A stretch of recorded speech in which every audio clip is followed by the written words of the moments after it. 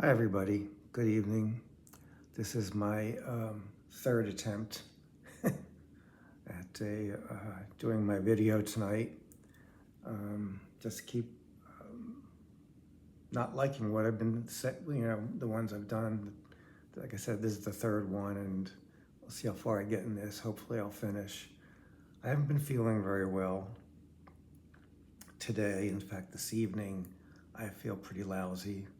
Um, I just had some yogurt and a little bit of yogurt, like not even one of those little cups worth, and a little bit of blueberry jam in it. So it was plain yogurt, with to jam, and oh, it turned my stomach.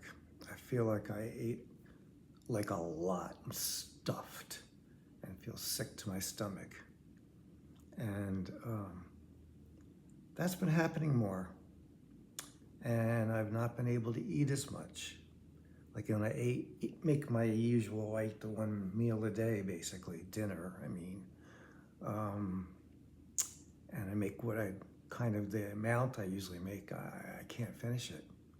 That's what I've been finding so far, the last couple of days at least. Just first of all, I'm not hungry, and then I start eating, and it's food that I like, generally. Otherwise, I won't even bother making it. But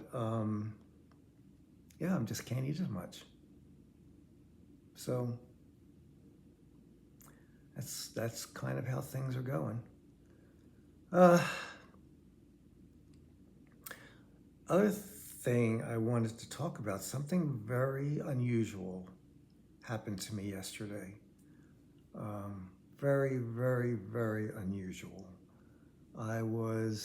For me, let's put it that way.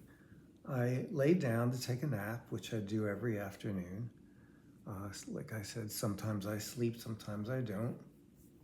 I think yesterday I slept a little bit, and then I woke up and I was looking through YouTube videos, and what popped up was a recording of a song, Killing Me Softly by Roberta Flack, that came out around 1971, 72 maybe, I think. Pretty sure around there. And that came on, and I cannot explain to you what happened, but all of a sudden, I started crying and crying.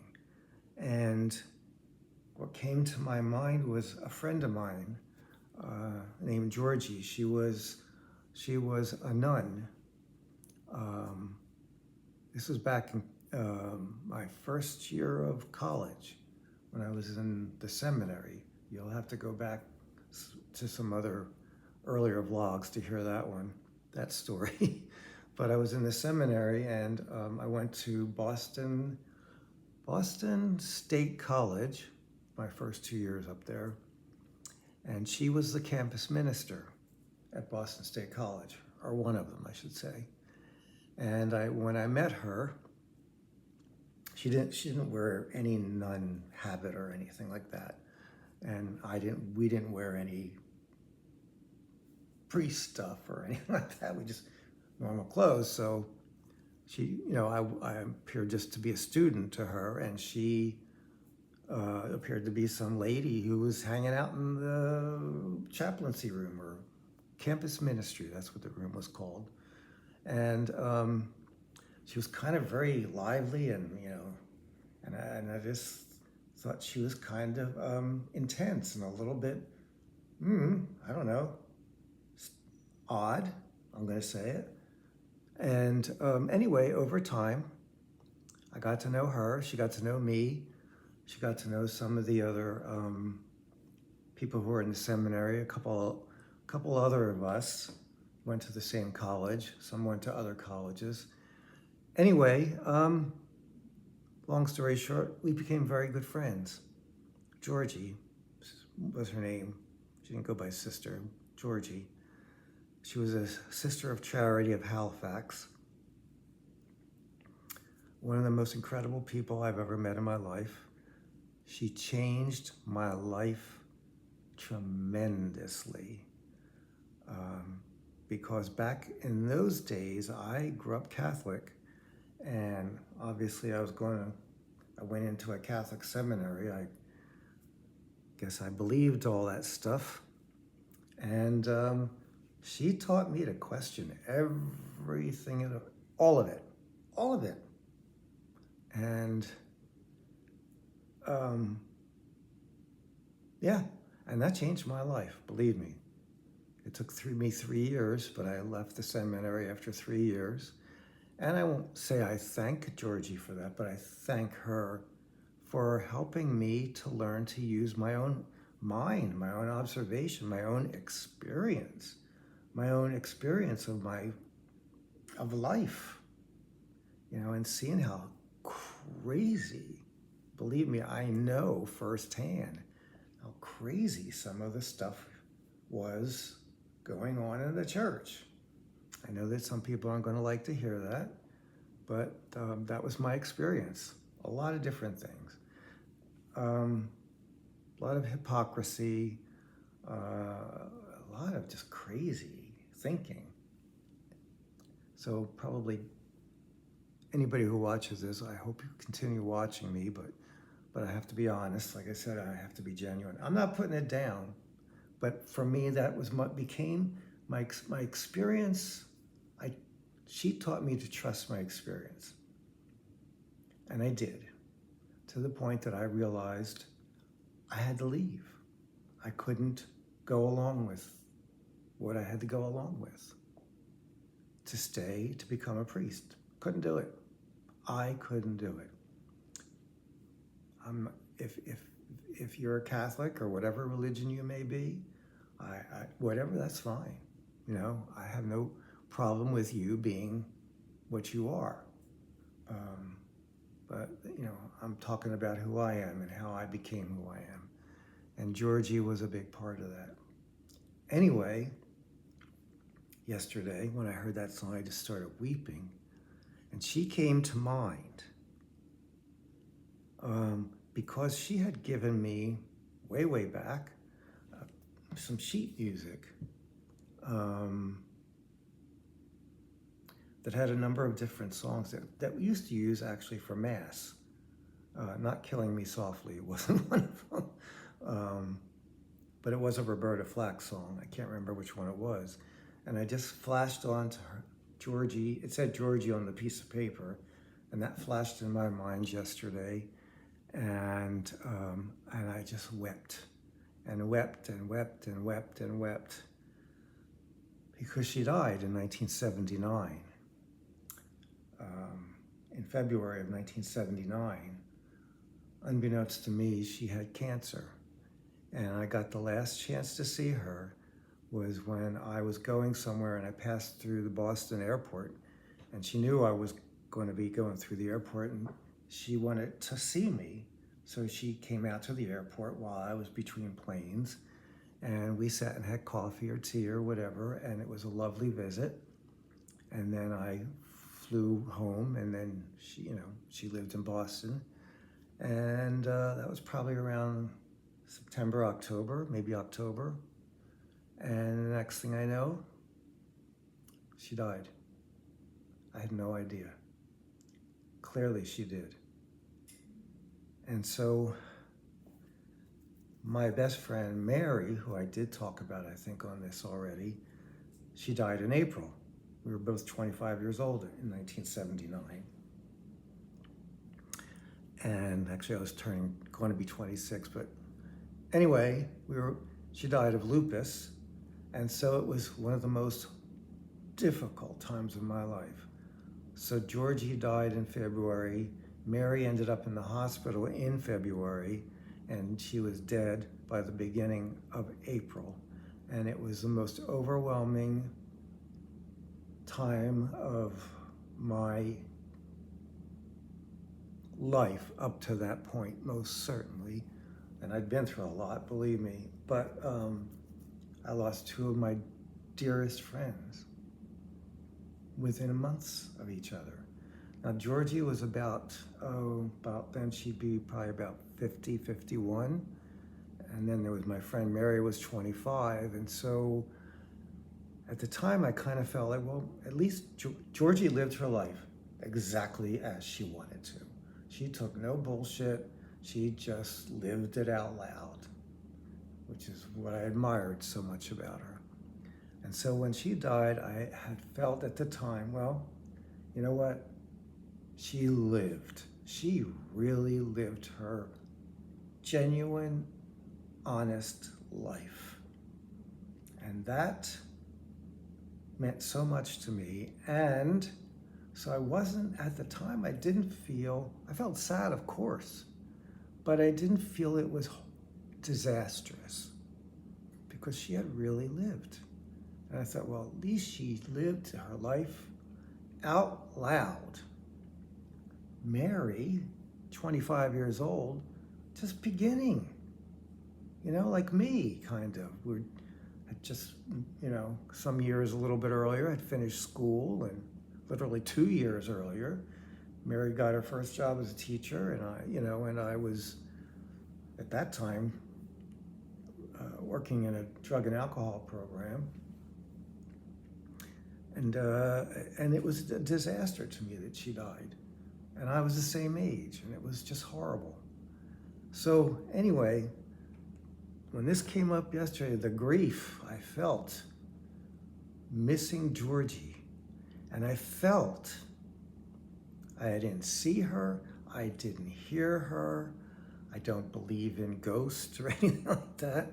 So it wasn't like I was experiencing her, the grief of losing my dear, dear friend who really changed my life.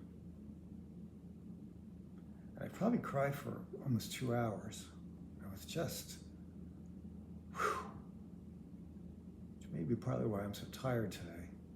But anyway, so that happened last night. It was very unusual. It was out of the blue, and it was so intense, and it was almost as if I was talking to her. I miss you, don't leave, I was like,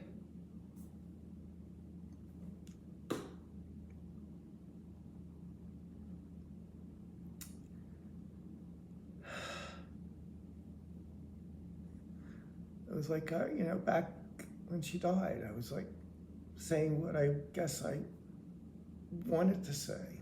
Don't leave me. Please don't leave me.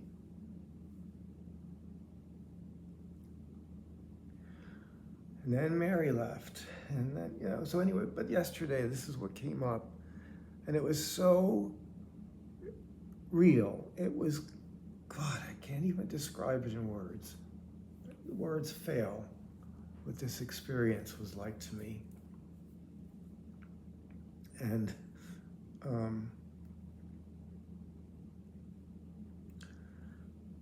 but I'm glad it happened. And I felt like a weight was lifted off me. Physically it wore me out. But ultimately, it was good. It's good. It's good to be in touch with that grief, with remembering her so vividly and clearly as if she was actually here.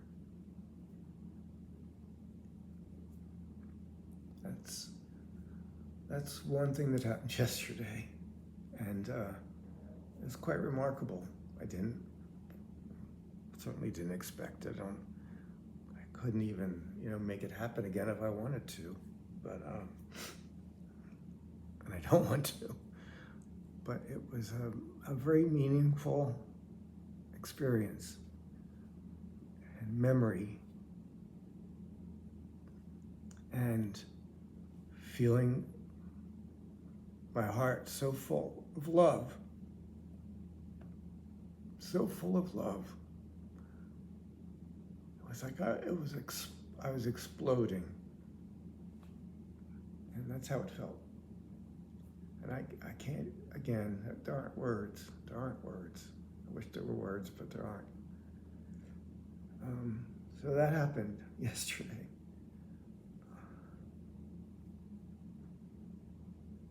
Anyway, not anyway. It's hard even now thinking about it. But it's hard, and yet the memory is sweet, if that makes any sense to you at all. It's a sweet, sweet, sweet memory. And I guess the hard part is that she's not here. But she was. I knew her, she knew me, I loved her, she loved me, and that's what counts. And that's what I carry in my heart, always. So yeah, that's what happened yesterday. Today, I didn't go out at all. I stayed in because it literally got up to 99 to, it probably hit 100 at some point, but last I looked, it was 99 degrees. That was the actual temperature. And then with the humidity, it said, felt like 108. So I was like, I'm not going out in that. Too hot. Where am I gonna go? And so I didn't. I just stayed in the house. I cooked a soup, my sort of version or ode to a Vietnamese soup called bún bò, and it tasted pretty good, I must say. I did pretty good, making a decent facsimile, you know. That tasted good earlier. But even that, when I was eating it, I just had to stop. I couldn't eat it all. A little bowl, and I couldn't finish it. But it was at least very tasty. And so therefore, at least that was enjoyable.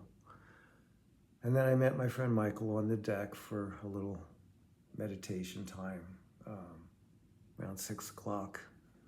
And then here I am now. And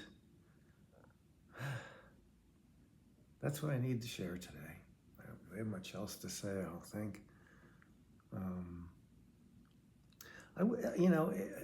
I guess I would like, I'm not looking for results or anything, but I'd like to know if this touches you, if it touches you in any way, even just put a like, subscribe, a word or two, be kind. Of all, be kind. Even if it's something you don't like, be kind about it. But that would be nice. Just a little of that kind of feedback.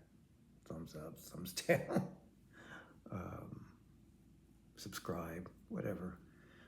But I do hope in some way, that